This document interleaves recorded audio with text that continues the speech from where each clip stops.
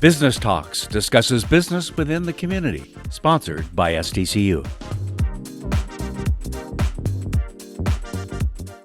Welcome to a special edition of Business Talks and the business of the university, Eastern Washington University. Proud to say my daughter went here and graduated a few years back. And I'm most pleased to have the president of our local university here, Dr. Mary Cullinan. Did I get it right? You did. Okay. Can I call you Mary? Please do. Okay. I've got to ask because, number one, how long have you been here? And what did you do before? Because obviously you've come from a position in education. Absolutely. So I came here in 2014. So Okay. This is my 6th academic year. Wow. And before this, I was in Southern Oregon. I was the president of Southern Oregon University for 8 years. Okay. And so I've been in academics my whole And in the career. Northwest here. Yes. Yes. And so, yes, much of my career was in California in the Cal State system. Okay. But I was also a vice president in Texas for a few years. Where did you live in California? So I was in the Bay Area. Okay. I was at Cal State. Oh, you were one East of those Bay. Northern Californians. Very much northern. Yes. And then Can you guess where I was from? Yeah. So I was also out in the Central Valley, which Yeah. was also Great. wonderful, beautiful. Great. But you love it up here now, don't you? I absolutely do. Yes. Yeah. What Yes. drew you to Eastern Washington University? Well, I'd been hearing about Eastern Washington for a long time. In fact, the previous president, Dr. Arevalo, and I were on several boards and committees together. And so when I saw him in 2014 and he said that he was thinking of retiring, I said, I would love your job. And that was like April, and in July it had happened. It was kind of amazing. Well, good. Well, it's good to have you here. I love being here. Yeah. It's been a fabulous time here. A lot continues to happen in this area. Yes. You think about what's gone on, not only on your campus out here at Eastern, and we're in your beautiful office and great staff we've met today and all of that, but downtown. Yes. And so really a couple campuses, and you'll be moving downtown into a new building. Yes. And all that. But before let's talk about that, because that's the Catalyst building, which is going to be energy efficient and so forth. And what will be happening for Eastern there? And I believe it's this fall, if I remember right. It is. It's Okay. coming on us very, very I know. quickly. So yes, the Catalyst building will probably be the greenest building in the world. Yes. For a very short time before someone else comes along. Yes. But it's always nice to be the first. We are the first, and there are folks coming from around the world to see the building right now. So it's getting, there's tremendous interest. Yes. So I will be moving up from Cheney, our electrical engineering and computer science, and our visual communication design. And then we are, with the support of our legislature, starting a computer engineering program. And so they will be all moving into this Catalyst building. We'll be the lead tenants.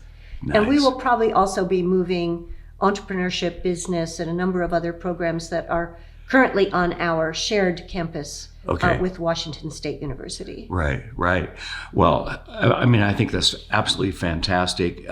It's a great place to be downtown. My wife and I drove through that like a year and a half ago, and I hadn't been driving through that campus downtown for a while. I've been going other directions, and I was just absolutely amazed. It's a beautiful, growing campus. Yes. And for those that work downtown or in the valley or wherever, it's a nice central place to take classes and participate, isn't it? It's beautiful, and people have shown me pictures of, I guess they were railroad yards. Yes. Oh, I remember. And so that campus has transformed, and now that will happen on the other side of this beautiful bridge. Which is very industrial, and the Catalyst building is just the beginning of a transformation on that side of the bridge too. So it's a wonderful addition to the city and to the region. Now, will you sneak down there every so often to work from there? I think there might be a president's office somewhere in that building. Okay, good. Eastern was just awarded something special, I have to say last month, because we're already in February, the top emerging entrepreneurship program. Yes. Yes. It's really exciting. Yes. And I am so grateful to Bruce Teague, our faculty member, and others who have been working on this. But we have a up-and-coming entrepreneurship program that one thing I love about it is that it attracts students from all sorts of disciplines. Yes. Yes. And it is giving them real-world skills. Yes. And those students are going to be contributing back to our communities in really exciting ways. So we're an emerging program, but that is a top award up against programs all over the country. What a recognition. So it's really impressive. So now they know about Eastern Washington University, don't they? That's right. Yeah. That's right. That's great. That is really great. Something's happening with it. I'm going to read it so I get the pronunciation correct here. Interdisciplinary Science Center. Yes. What is all that about? So that's in Cheney. Okay. So we're very grateful again to the legislature. We have right now, I can be proud to say, the oldest science building in the state, which is not a good thing. I was going to say, yeah. And so, for history maybe, but not for science. Right, not for science. And so we went to the legislature a few years ago and said, we really need a state-of-the-art science building that will be interdisciplinary.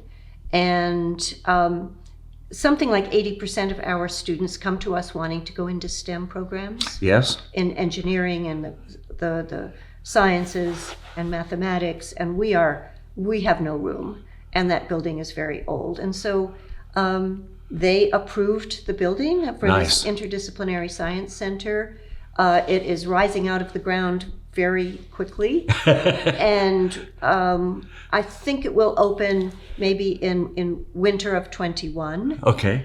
And then meanwhile, next door is the oldest science building. There's a bridge going to it. And so the legislature gave us pre-design money, and then they gave us design money. Nice. And so we will be designing a remodel of that building. Oh, good. And then going back to the legislature for the big ask. It always takes a couple steps, doesn't it? It does. Yeah. It's the difference between a state-funded building and then our public-private partnership with the Catalyst, which is a partnership with Avista and McKinstry, and also Katera, and that building just has gone up as fast as you could imagine. And the building is kind of named after the former CEO of Avista. Yes, so it after was Scott. Scott Morris wanted to create the 5 smartest blocks in the world. Yes. And I said, I'm in. Yeah. I'm in on that idea. Oh, I the first day that Scott worked for then Washington Water Power, he was assigned to me.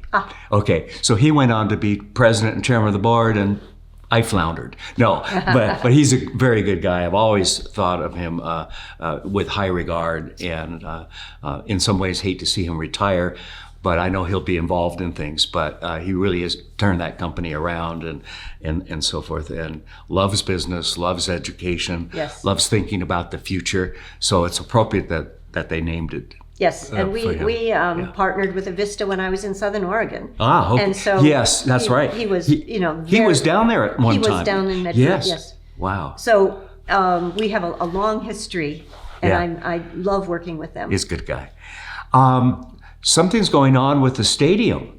Yes. Some money. Yes. Okay. What's happening? Where is that project right now? So that's also another exciting project. We are in the middle of a lot of fundraising for many projects. However, the football stadium is probably the most visible piece because that's where thousands and thousands of people see it every year.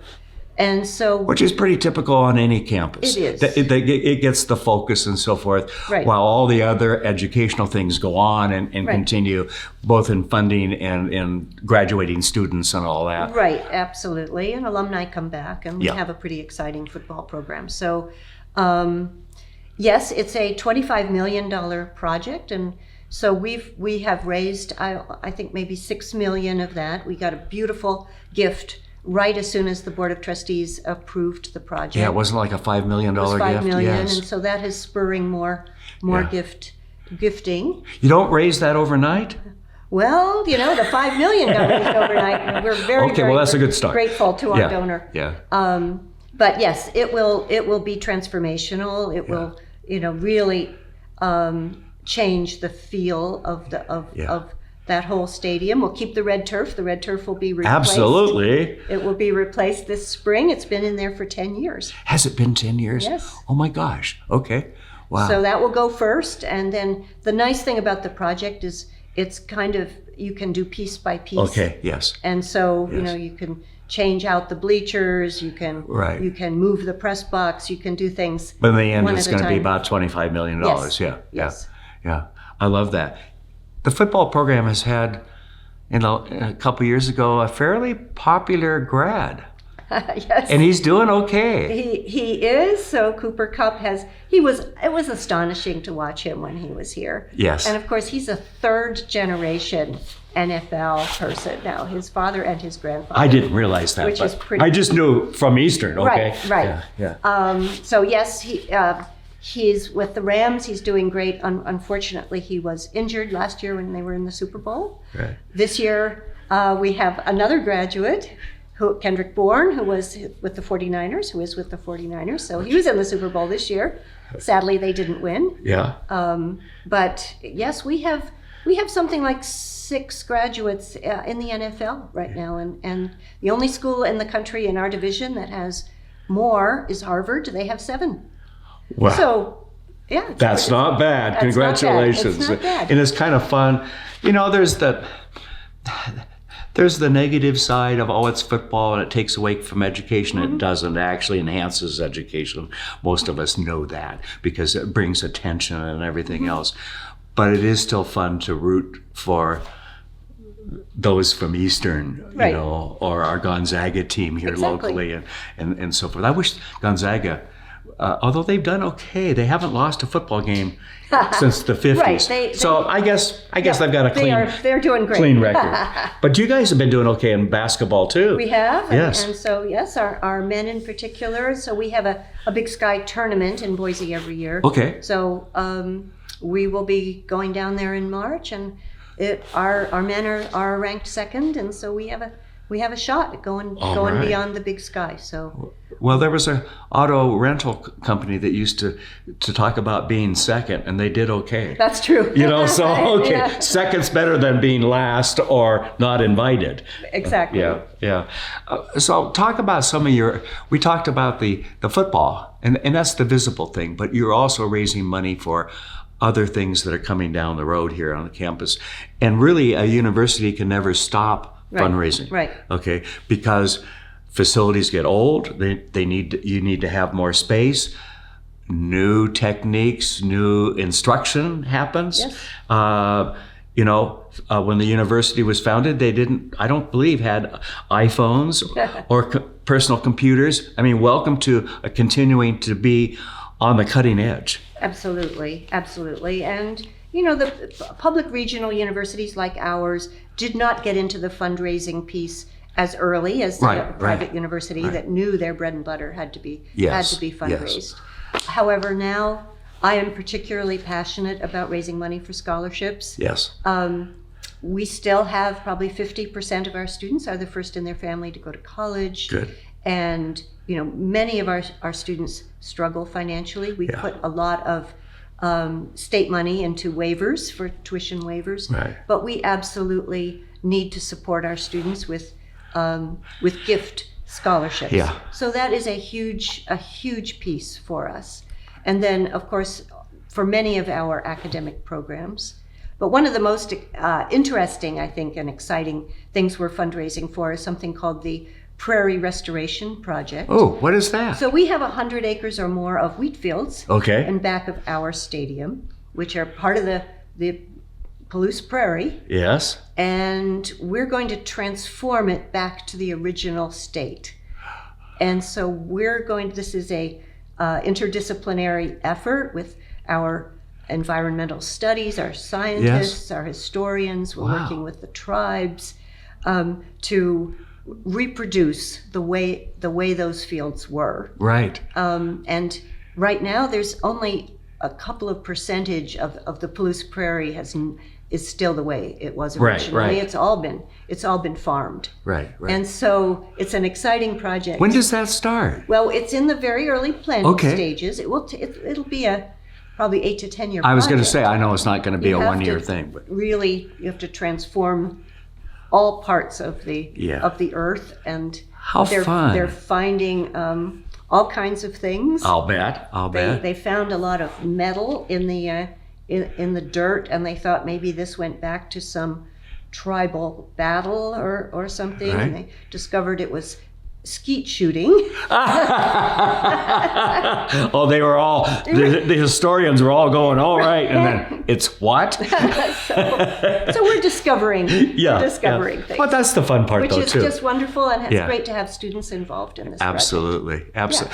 And when you talk about students involved, because we've had a couple of interns from Eastern in the past, and they've been great, okay?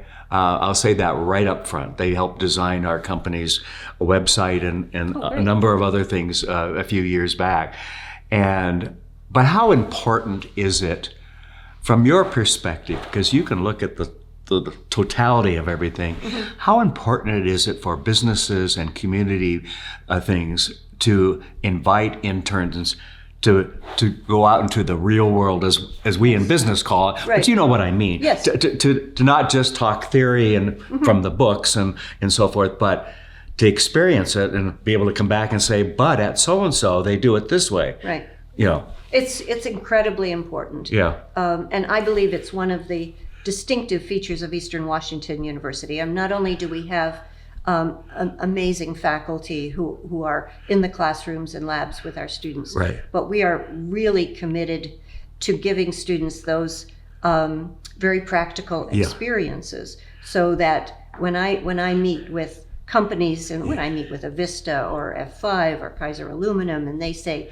we want to hire Eastern students more than any other graduates because they already have practical experiences, or they've already been interns. That must make you smile. So that makes me smile. Absolutely. And our students also very much want to stay often in this region. Right. So we are preparing that professional workforce.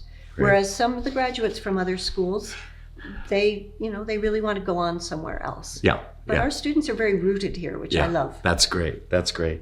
You're working on something called the Experts Directory. Yes. What is that about? So, again, we have these fabulous faculty who have expertise in a whole range of areas. Yes.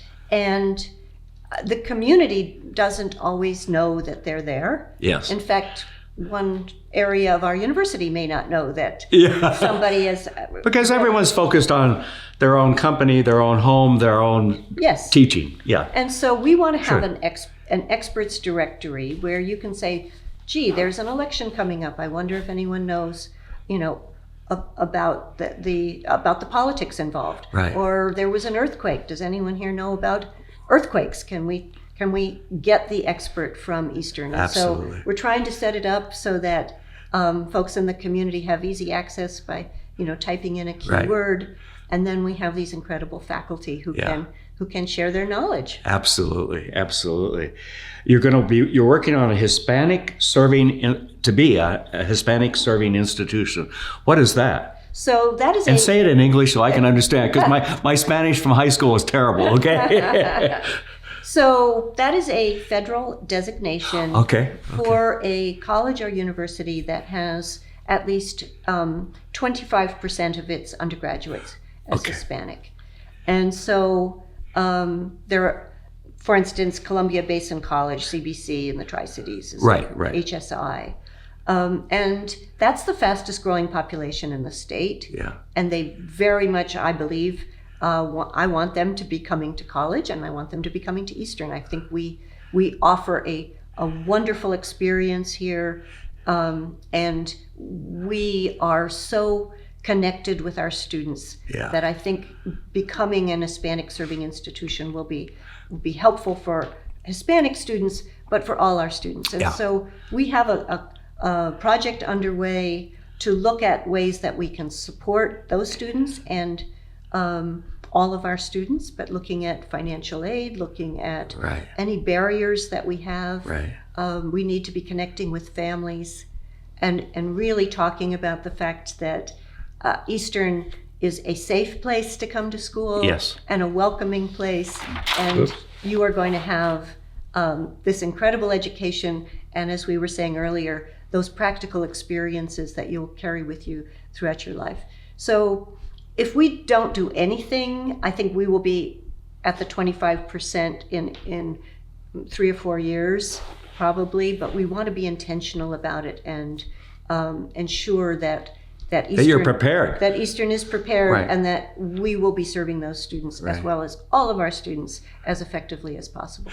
So what's the outlook for higher education in the next decade or two? And I don't mean just for Eastern, but overall. So we have, 2 or 3 hours ahead of us yes. here yeah, to talk exactly. about this? Exactly. I mean, it's a very volatile, tumultuous time for higher education. Is it? Okay. And so smaller institutions are closing and merging. And, yes. There's a lot of competition out there with right. online universities, et cetera. So it is a volatile environment. I think Eastern is really well prepared because we do serve the region in such a deep way. Right. And because we have the skilled faculty, the support staff, the very practical programs, right. and the face-to-face experiences as well as online experiences. Yeah. I think we offer a diversity of things to our region that you wouldn't get at a online university. Right. And so, and because we're rooted in the region, yes. I think we are really an institution that will thrive. Nonetheless, there's no doubt that there are competitors out there that weren't there 10 years ago. You have to keep on it, don't you? Yes. I mean, absolutely. Right. You can't take a nap at all. I mean, it's right. you have to be there and be leading it in a lot of ways yes. too. Yes. I'm going to guess that being downtown has done nothing but help you. Yes. For visibility. Yes. And saying to the business community especially, we're here, we're your university. Absolutely. Yeah. And it's also opening up space opportunities in Cheney yes. for some of our fast-growing programs, right. Like mechanical engineering, which will continue to be here, right. Which serves a lot of students, and now they'll have room to serve more. Mary, thank you. Thank you. It's been a pleasure to meet you. I hope our audience also have a chance to listen and watch this because you're doing exciting things here, downtown, and around the state. I know that. And congratulations on, what is it now? How many years? 6 years. 6 years. 6 years. Wow. So another 6 years at least, right? Absolutely. Okay, great. Well, we'll be back well before then, okay? All right. So thank you Nice for all to you meet do you. and your you. entire staff here. Great. Thanks. Thank Thanks you. for watching.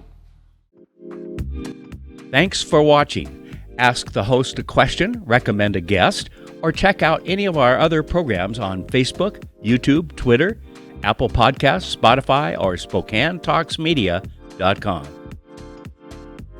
Sponsored by STCU.